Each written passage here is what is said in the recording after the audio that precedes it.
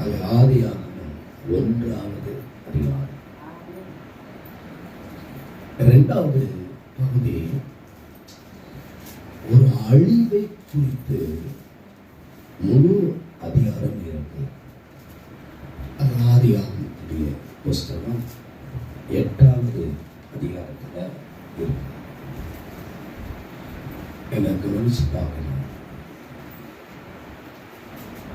ஒவ்வொரு மனுஷனும் விடுதலையாவதை குறித்து யாத்திரையாகமம் 15வது அதிகாரத்தில் இருக்கு. ரொம்ப முக்கியமான ஒன்று,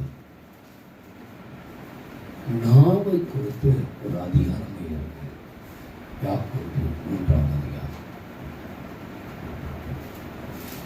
இயேசுவின் மகத்தான உயிர்த்தலின் வல்லமையை குறித்து ஒரு அதிகாரம் இருக்கு. அது கொலோசியர் 1வது அதிகாரம்.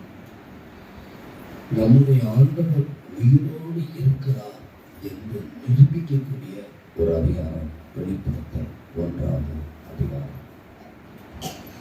இயேசப்பாவுடைய பாடுகளை குறித்து ஒரு அதிகாரம் இருக்கு.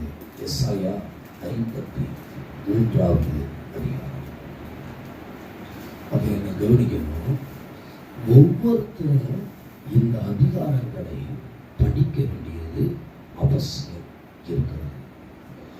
தேவனுடைய அன்பை குறித்து ஒரு அதிகாரம் இருக்கு. அது யோவான் 3வது அதிகாரம் சுவிசேஷம். அப்ப என்ன கவனிக்கணும். ஒவ்வொரு மனிதனுடைய வாழ்க்கையிலையும் ஆண்டவர் வேதத்தை ஒரு தேன் கூடை போல வைத்திருக்கிறார். ஒவ்வொரு நாளும் பார்க்கவும், ஒவ்வொரு நாளும் படிக்கவும் நாம் கடமைப்பட்டிருக்கிறோம்.